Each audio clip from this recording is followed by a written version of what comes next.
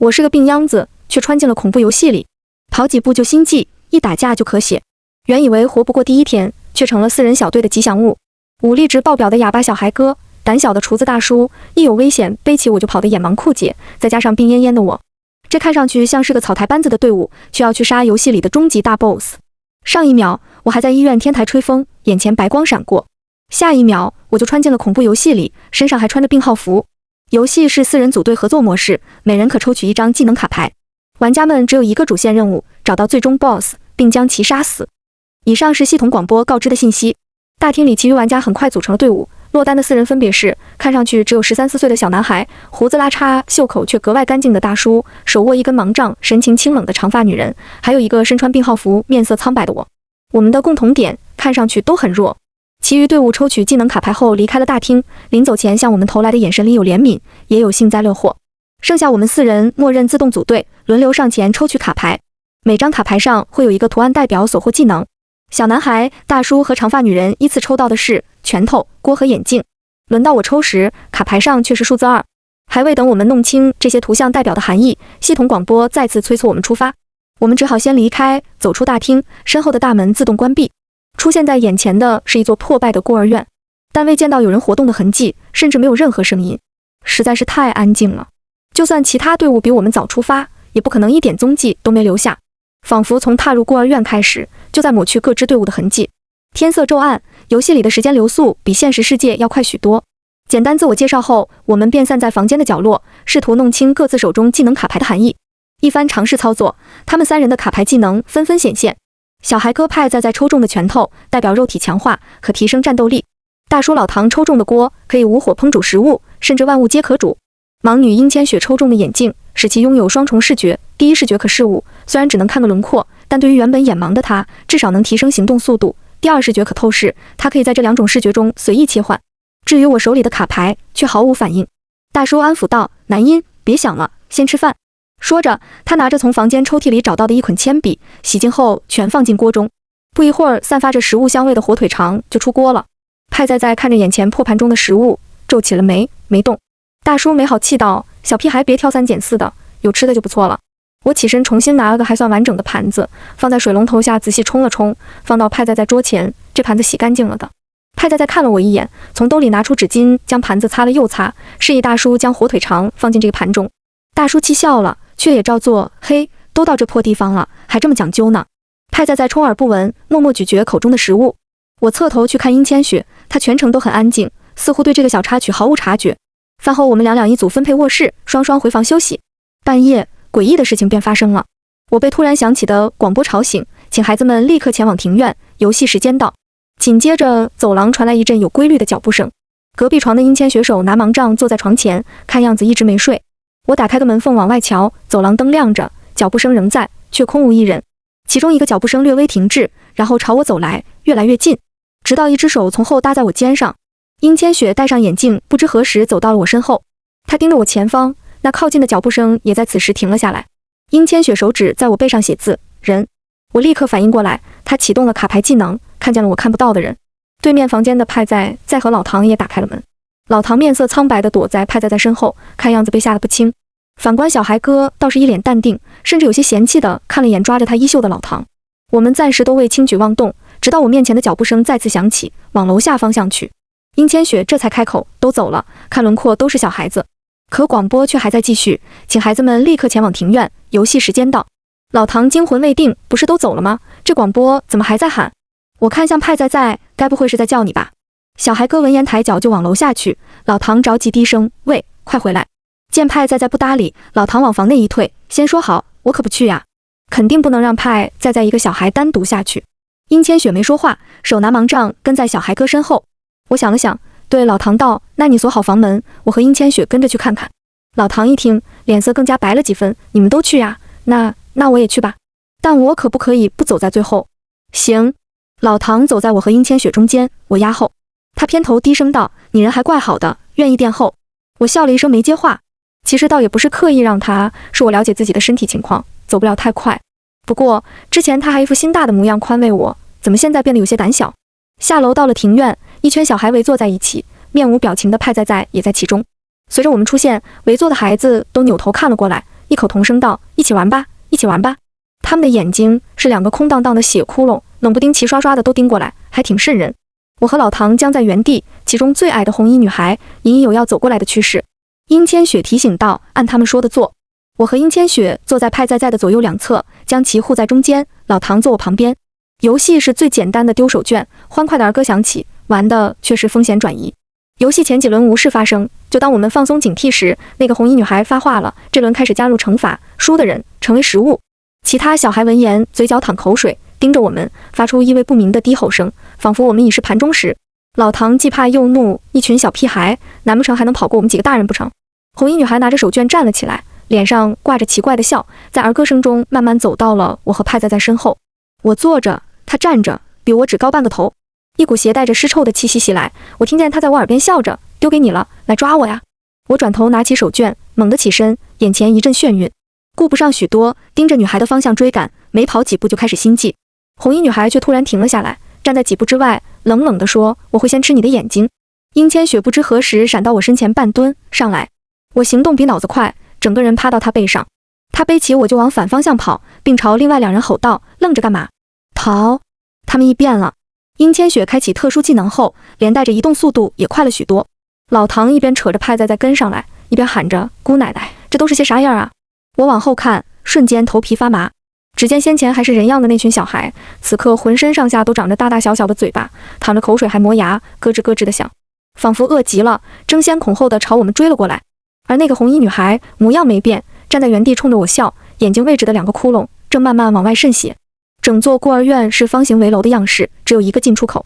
站在庭院中央往上看，就像是身处在深井之中。出入口已被那长满嘴的怪物群堵死，而他们似乎也在某种指挥下，以包围的态势将我们往楼上撵。最后，我们一路逃到最高层，那里只有一道挂着铜锁的铁门，门上写着档案室。老唐用锅一砸，竟轻松砸掉铜锁。一行4人赶紧进屋，合力将桌子移到门后，堵住房门。那群怪物虽看上去可怖，但移动速度不算快，暂时还未跟上来。老唐喘着粗气瘫坐在地，派在用纸巾擦拭被老唐碰过的手。我凑近殷千雪：“谢谢，要不是你，我可能就被抓了。”殷千雪似乎不喜欢听我说谢，生硬道：“不客气。”眼前的女人虽然神情很淡，语气也冷冷的，但我对她有种莫名的亲近和信任，主动找话道：“刚才你是怎么提前知道他们会异变的？”她指了指脸上的眼镜，能看到怪物散发的气场颜色和强度的变化。老唐接过话去：“那你不就相当于是一个移动的风险预警器？”殷千雪没说话，老唐倒也不觉得尴尬，起身去翻看架子上的档案。我朝他又挪近了些，小声道：“你好厉害呀！”殷千雪偏过头去，耳根红红的，一丝莫名的愉悦泛上心头，冷不丁对上派在的眼神，又有一种被抓包的尴尬。派在这个小孩有些怪，从大厅出时到现在，从未开口说过话，而且身上有种不符合年龄的沉稳和冷静，自始至终都未展现出一丝害怕。你们过来看，这上面的小孩是不是那个红衣女孩？老唐似乎在卷宗里发现了什么。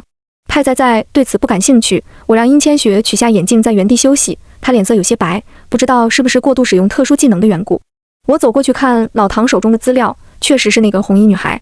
照片里她的眼睛是好的，但眼里流露出恐惧和不安，似乎很害怕拍照的人。我和老唐又翻阅了其他几份资料，这家孤儿院的秘密也随之浮出水面。孤儿院背后的组织假借收养孤儿的名义，实则是将他们关起来做各种泯灭人性的人体实验，而实验的对象全是小孩子。卷宗里的文字和图片清晰记录了每次实验的情况，越看越心惊，简直令人毛骨悚然。而那群浑身长满嘴的怪物，原本是一个个无辜的小孩，只因被注入各种病毒，发生不可控的异变。据卷宗记载，实验最终走向失控，引发了生化危机，简直丧心病狂。老唐破口大骂。殷千雪问：“红衣女孩的实验结果呢？”我翻了翻其他卷宗，除了知道她是编号02之外，没有其他任何信息。按照卷宗封面上的编码，有几份卷宗应该是丢失了，或许关于她的记录就在那缺失的卷宗里。还有消失的编号01实验体。老唐冷不丁来了一句，被他的话点醒，我补充道：“在他之前应该还有一个。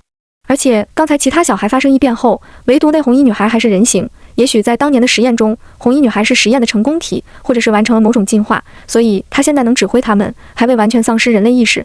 只是我看向架子上密密麻麻堆积的卷宗，那消失的01号在哪里呢？”视线不自觉移到派在身上，他低垂着头，看不清脸上的神情。这时铁门方向传来了撞击声，殷千雪重新戴上眼镜，启动第二视觉，是他们，数量比之前多，破门是迟早的事。老唐举着锅，他们不是饿吗？要不然我把这里的卷宗都煮了给他们吃。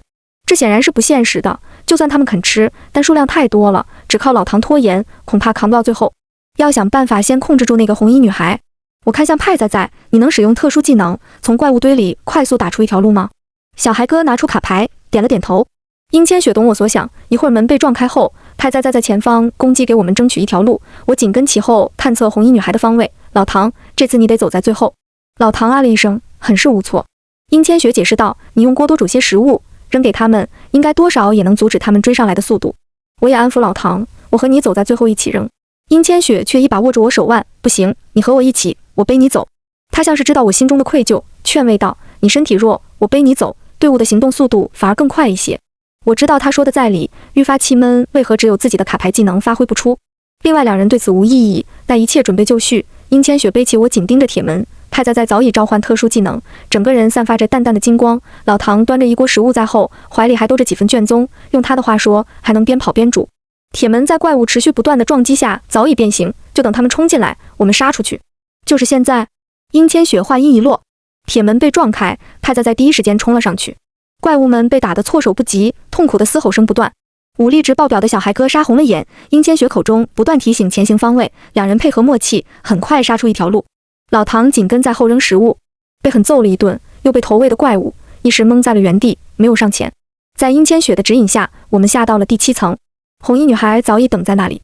第7层的空间布局与其他楼层截然不同，她身后有10几扇铁门，每扇门之后似乎都关押着什么东西，藏匿在黑暗之中。见我们到来，她脆生生地笑道，人竟然没少，你们很相信彼此吗？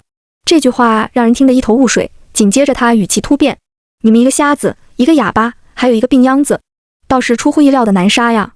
派在率先冲上去和他缠斗在一起，两人的战斗力一时不分伯仲。红衣女孩发出一声高亢的尖叫声，身后的铁门应声炸开，里面关押的东西要出来了。那是一只只和之前所见怪物类似的东西，只是体型要更大1倍。它们没有向我们攻击，而是迅速向红衣女孩聚拢粘合，最后组成3米高的巨怪。放眼看过去，巨怪身上全是密密麻麻的嘴巴，而红衣女孩被它们包裹在里面护了起来。派在每打掉一只，红衣女孩的位置便会换一次，且立马又有一只新的怪物爬上去填补空缺的身体部位。就算小孩哥武力值再高，照这么打下去也会被累死。殷千雪只好强撑着继续启动第2视觉，给派在报位置。随着派在攻击越来越精准，巨怪怒极反手一甩，将一只小怪甩向殷千雪。小怪以极快的速度朝着他袭来，持续使用技能已消耗了他太多精力，再加上他全部注意力都放在寻找红衣女孩的位置，来不及躲避这突然的袭击。在他身旁的我下意识扑上去，将其护在了身下。剧痛袭来，小怪的手臂穿过我心脏。殷千雪一脸恐慌，男婴。派在闻声看向我，脸色巨变，飞奔赶来，一拳打死了小怪。我看着身下的殷千雪，血滴在他脸上，我想和他说抱歉，弄脏了他的脸，但最后我扯了扯嘴角，对他说别哭。派在无措地蹲在我旁边，像个犯了错的孩子。殷千雪抱着我，朝他道，杀了他，杀了他。派在转身奔向巨怪，开启狂暴模式。殷千雪眼眶渗出了血，将第2视觉发挥到极致，不停报位置。闭眼的前一刻，派在扯出红衣女孩，将其直接撕碎，巨怪轰然倒塌。还好，他们赢了。随着我咽气闭眼，身上的技能卡牌发出淡淡蓝光，笼罩着我。卡牌上的数字2变成了数字1，然后我又活了，唤醒了复活技能。原来卡牌上的数字代表可以复活的次数。面对我的死而复生，殷千雪和派在都愣在了原地。老唐语气羡慕，你这技能牛啊，直接多了几条命。我有些担心的看向殷千雪，你的眼睛在流血。殷千雪回过神来，语气里是极力压抑的抖，我没事，你活过来就好。我有心活跃气氛，看来系统觉得我太弱，直接送我几条命。殷千雪收拾好情绪，嘱咐道，复活这事儿，一会儿出去后不要声张，人心不可测。我点头答应。一行4人从来时的入口原路走了出去，身后的孤儿院霎时化为灰烬，连带着里面的怪物一起随风消散。这一关便算是过了。映入眼帘的是一座城市，随处可见高耸入云的现代化建筑，但墙壁上布满了青苔和藤蔓，偶尔有飞鸟从城市上空飞过，唯独没有人类活动的痕迹，仿佛人类文明曾在这里兴盛，又在这里覆灭。在城市入口处，我们遇见了在此休整的其他队伍。见我们4人到来，他们脸上的神情很微妙。在看清他们每支队伍的人数后，我明白了怪异之处。除了我们，其余队伍人数都变少了，而且感觉他们彼此之间多了几分怀疑和防备。只有我们4人，一个都不少的走了出来。其中一支队伍里的刀疤男问：“你们没有进去孤儿院的档案室？”老唐回他：“进了呀，还看了资料。这孤儿院背后的组织可真不是人，尽做些丧尽天良的事儿。要我说，就该。”但刀疤男显然对老唐的感慨发言没兴趣，打断道：“那你们就不怀疑那01实验体也有可能是你队伍里的人吗？”老唐闻言立刻看向派在，刀疤男见此却有些诧异。看样子，刀疤男并不觉得01实验体会是小孩。那可能在孤儿院里，不同队伍看到的资料会有所不同，但都欲盖弥彰地指向了每支队伍里的其中一个人。难怪一开始怪物像是有意识地将我们往档案室撵，在联想红衣女孩之前看到我们人数没变时的惊讶，以及那句你们很相信彼此。看来档案室里的资料很有可能是故意让我们看见的。为了进一步验证猜想，我试着炸刀疤男，所以你队伍里消失的人就是被你们怀疑的对象，被你们联手杀了。刀疤男脸色一变，眼神略有躲闪，接着提高音量，语气很不客气：“你这个病秧子竟然也活了下来，你的特殊技能是啥？”他没有直接否认。老唐嘴快，我们男婴的技能可是副。殷千雪厉声阻止老唐。老唐似才反应过来，立刻悻悻闭嘴。我打着圆场，我的卡牌复杂，到现在都没弄明白。不知大哥你的技能是什么？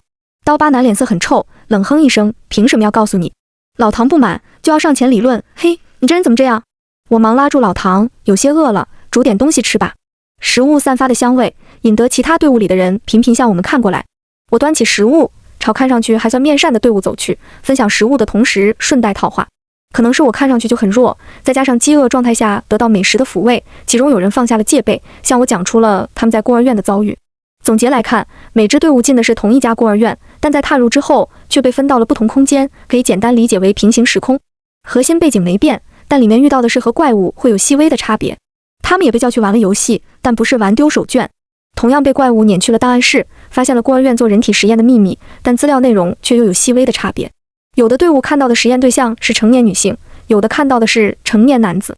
暗示的01实验体也和各自队伍里杀伤力最强的人吻合。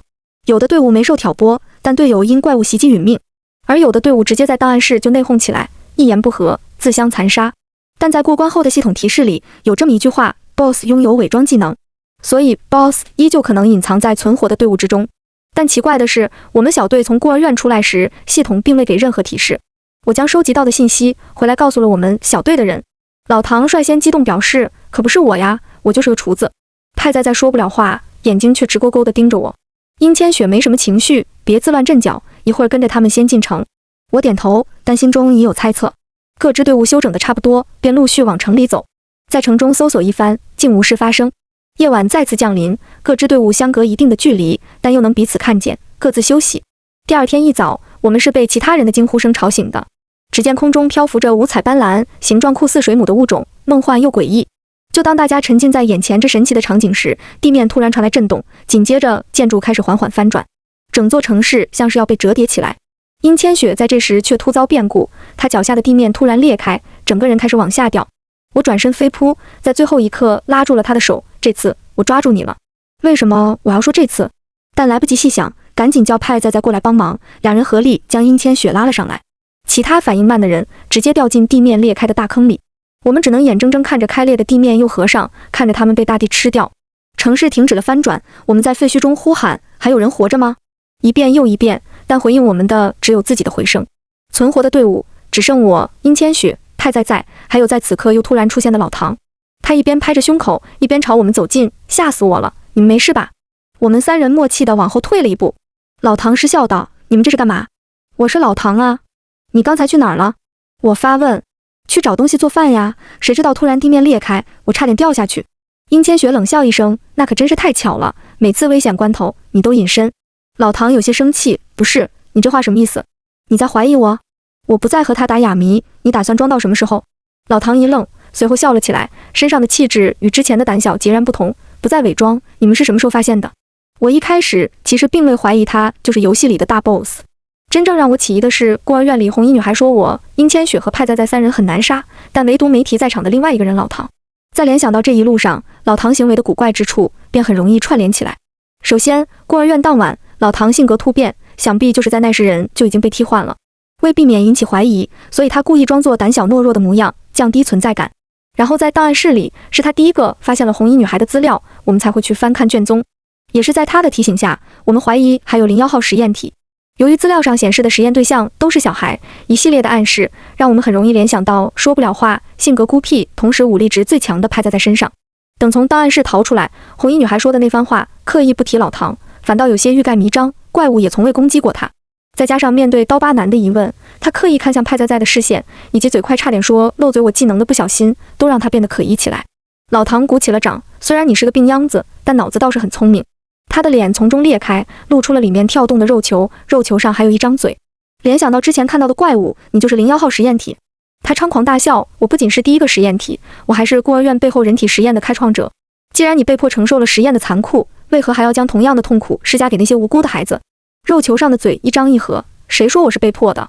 作为实验先驱者，当然要以身试验。那些孩子更应该要为自己能做出的贡献感到荣耀，他们都是自愿的。你放屁！我气急大骂，他们明明惧怕你。那资料里红衣女孩的照片是你拍的吧？她眼里流露的恐惧，你看不到吗？那又如何？她不以为意，只要能推进伟大计划的实现，我连自己的性命都可以舍弃。殷千雪追问，所谓的计划是什么？肉球激动得愈发鼓胀，我要让人类消失，让大自然掌管这一切。当初的实验并未失控，相反，异变从孤儿院蔓延开来，逐渐侵蚀了这片土地上的所有人类。人类消失了，不再是自然界的主宰。人死，万物复苏，死即是生。紧接着裂开的脸又恢复了原样，老唐语气森冷，而闯入这里的他们，你们所有人都得死。派在立刻召唤技能，浑身金光暴涨。殷千雪戴上眼镜，试图寻找老唐的弱点，而我挡在他俩前面，毕竟我有复活技能，危急时刻还能死一死。老唐见此，不以为意地笑了起来，南音啊南音，没想到你失去记忆，还这么护着他俩，什么意思？老唐笑得更加放肆，你看看身后的这两位，你的遗忘可是会让他们难过的哦。我转身对上殷千雪心疼的眼神，脑子突然一阵尖锐的疼痛，然后我记了起来，我和殷千雪从小相识，7岁那年，她随父母搬到我们院里，那时她刚经历一场高烧，病好后不爱说话，就爱看书。同院的小孩们分不清轻重，调皮性子上来了，便会围着她叫小傻子。有次院里的皮孩子们在闹她，推搡间不知是谁打掉了她手里的书，而她站在原地没有反应，被我撞见，制止了他们，捡起书递给她，你不知道打回去吗？她看了我一眼，接过书没说话，转身回了家。殷千雪性格与我截然相反，我外向调皮，是院里的孩子王，而她性格冷冷的，人也淡淡的。但我总爱去找她，会在她看书时蹲在一旁絮叨发问，你怎么总是在看书？书看太多会变傻的。我妈说开学后我们会在同一个班，你坐我同桌，我保护你。今天我们要去溪里抓螃蟹，你去不去？而她总是盯着手里的书不说话。我会小大人似的叹口气，你不会真像他们说的发烧烧傻了吧？虽然她什么话都没说，但那年盛夏，我带着院里的孩子捉螃蟹、掏鸟窝时，身后总会跟着一个拿着书的殷千雪。院里的大人们碰见了，会打趣她是我的小尾巴。我妈甚至开玩笑说，要是我是个男孩，两家还能结个娃娃亲。我听到后，用狗尾巴草编了个戒指，学着电视剧里的情节，一脸傲娇地问殷千雪，小尾巴，你嫁不嫁给我？而那时的殷千雪，在我的陪伴下，逐渐打开封闭的内心，偶尔会开口讲话。她把书翻了一页，将我给她摘来遮挡阳光的荷叶往我头顶移了移，南音，你是不是又偷偷看电视了？那个年纪的我们其实不懂什么是喜欢，什么是嫁娶，只觉得陪着彼此就很好。这一陪便一直陪到大学，我们同班同寝，无话不谈。长大后的殷千雪仍然是冷淡的性子，而长大后的我反而生起了各种病。我和她的位置仿佛发生了对调，小时候是我罩着她，长大后是她顾着我。我们是彼此最重要的朋友，没有再提起儿时的荒唐之语。派在是我和殷千雪去孤儿院做义工时认识的小孩，有着轻微的洁癖。他不是天生的哑巴，小时候他一直被酗酒的父亲家暴，而母亲又早早过世，心里有了障碍，便不爱开口讲话，渐渐的就再也讲不出来。我和殷千雪有空会经常带他出去玩，虽然他不说话，但能感觉到他是信任我俩的。而意外便发生在我们最后那次出游。殷千雪从网上得知山区有座寺庙很灵，可以保佑人身体健康，便在一个周末拉着我和派在前去许愿，可却在下山途中突然遇上山洪爆发。变故发生得很快，我只记得他将我往安全的地方推，而我常年多病，力气不够，没有拉住他和派在，他俩都被山洪卷走，死了。我受不了这个打击，应激性创伤后，大脑出于自我保护，竟选择性失忆，忘记了他俩。可我那天其实向佛祖许了另外一个愿，有关殷千雪，却没来得及告诉他。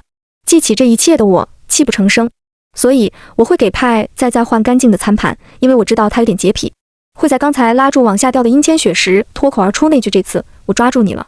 殷千雪哄着我，怎么越来越爱哭了？我现在不是在这里吗？但老唐没有给我们留太多重逢诉衷肠的时间，蛊惑道：“真是感人呢。